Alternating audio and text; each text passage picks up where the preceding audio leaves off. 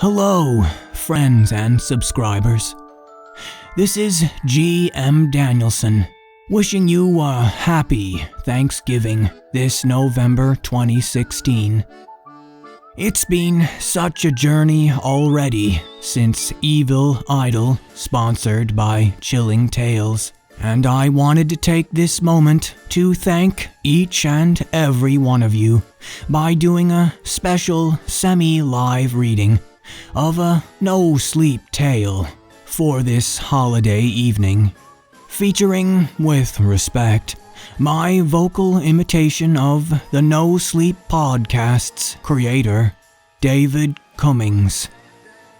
Happy Thanksgiving to everyone, and thank you to my over 1,200 subscribers for your continued support of this channel and all my endeavors as a narrator, writer, and voice actor on YouTube. See you next Thanksgiving. That is, if the zombies or vampires don't get me yet.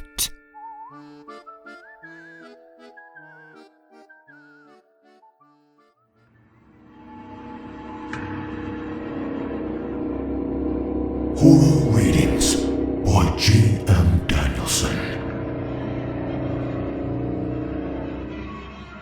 Feast by A Year This Week.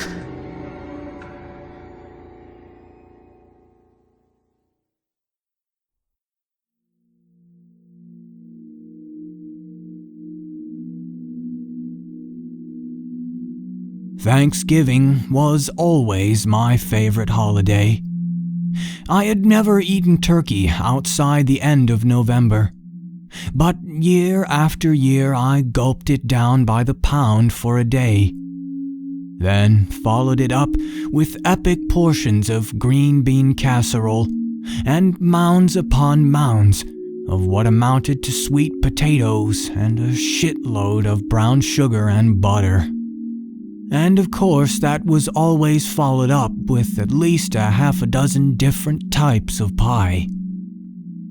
It wasn't just the food that did it, although there's no denying that feasting like Middle Ages royalty has its charm.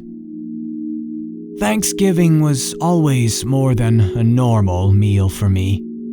There was a whole atmosphere to it.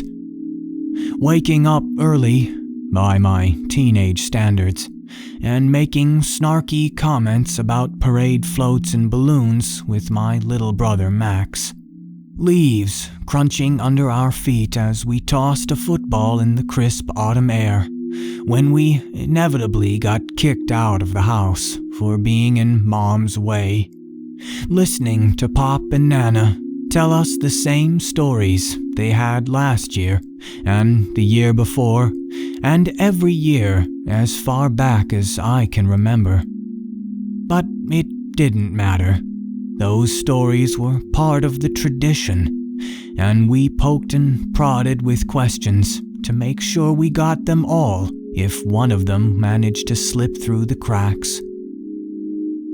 Then Nana got sick last October. Pop followed suit almost immediately.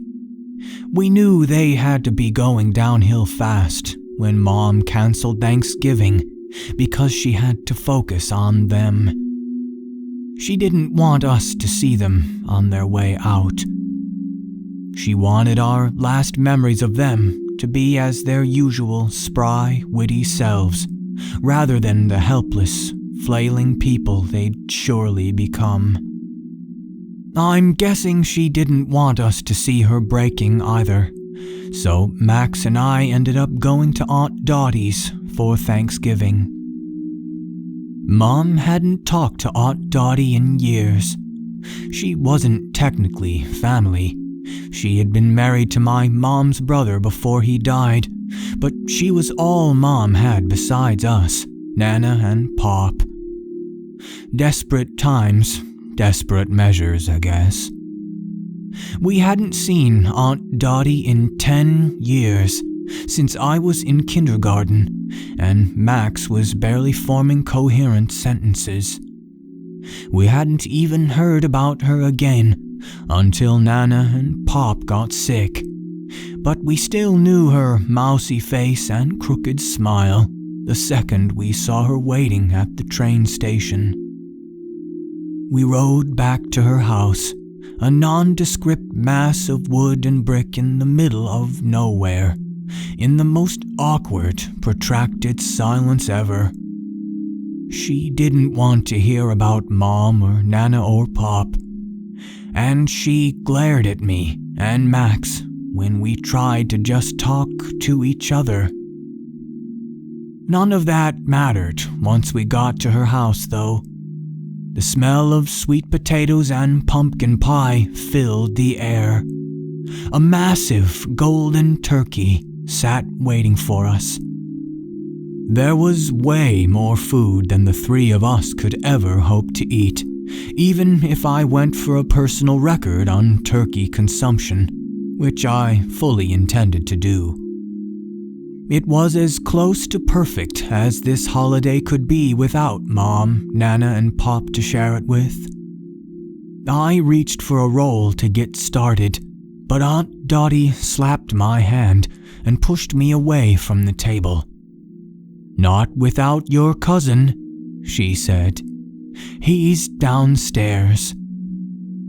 I didn't even know we had a cousin, but I wasn't going to ask questions if doing whatever she said meant I could start gorging myself on that meal.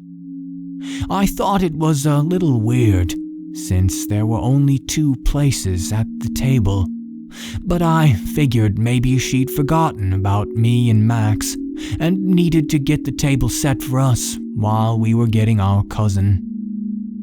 The only light in the basement was coming from behind me and Max on the way down, through the door at the top of the stairs. I couldn't even see the bottom of the stairs, since the angle of the doorway created a sharp divide between light and dark halfway down. I found a light switch as I groped along the wall, but it didn't do anything. The basement was pitch black, and it stayed that way no matter how many times I flicked that switch back and forth. I figured Aunt Dottie must have been mistaken. There was no way my cousin was down there. There was no way anything was down there. I started back up the stairs, dragging Max behind me. But Aunt Dottie was waiting at the top of the stairs, with her foot tapping and her head shaking. "Did you get your cousin?" she asked. I shook my head, and she stared me down, pointed toward the darkness below. I started to respond, but her glare told me to shut the hell up. So I did. I could tell Max was scared as he followed me back downstairs. He didn't say anything, not that he ever did, but his breathing was unmistakably close to a whimper. "Hello," I called out. "Your mom said we needed to bring you upstairs for dinner." The door upstairs slammed shut, and the little bit of light we'd left behind us was gone. Max gave up on masking his fear, his sobs and sniffles echoing in the darkness. "I'm scared," he said. "Let's go back upstairs." "It's okay, Max," I said. "We just need to find our cousin, and we can go back upstairs and start eating." The meal waiting for us was calling out to me, its aromas filling the air, even in that dark basement. "Hello," Max called out, clearly as eager to get out of the basement as was I. Probably not for the same reasons, though. "We have to play a game before dinner," a voice said. It was strained and uncomfortable, like the person behind it wasn't quite sure of how to string words together. "Let's play upstairs," I suggested. "We have to play a game." A pair of eyes came out of nowhere across the basement, dull yellow, breaking through the darkness. Max jumped back with a startled yelp, and I can't say for sure that I didn't do the same. "Are you our cousin?"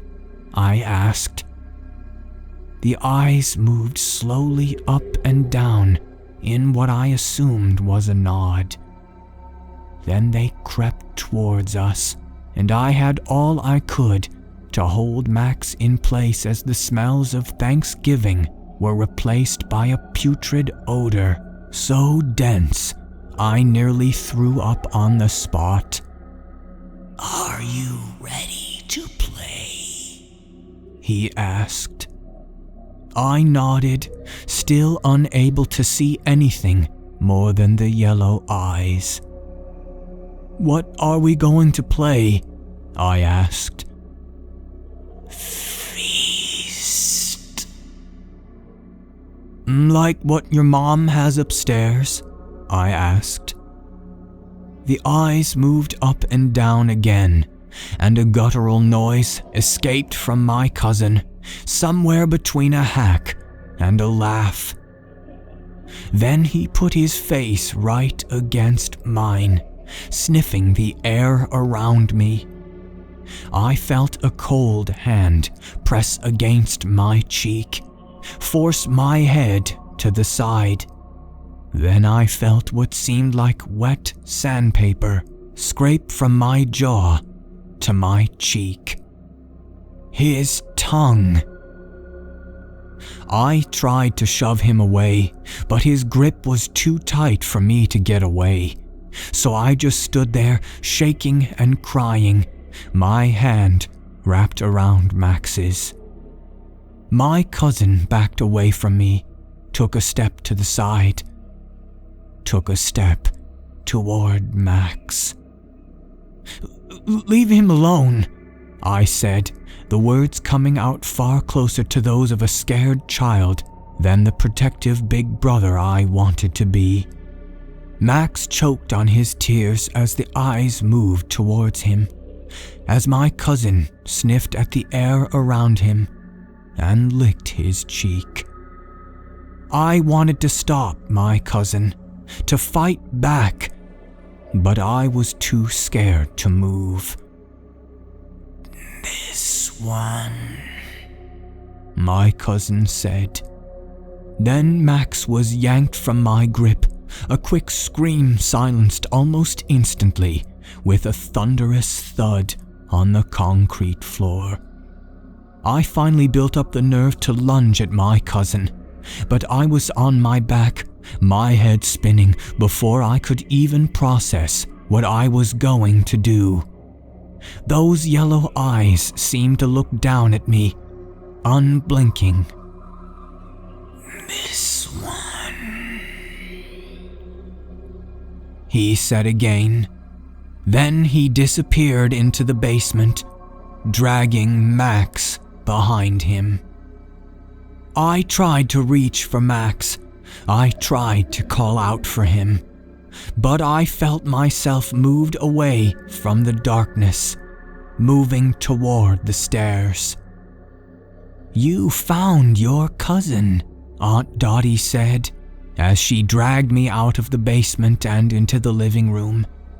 She propped me in a chair in front of one of the 2 place settings on the table, an overflowing plate of turkey and sweet potato and cranberry sauce, and so much more food waiting for me.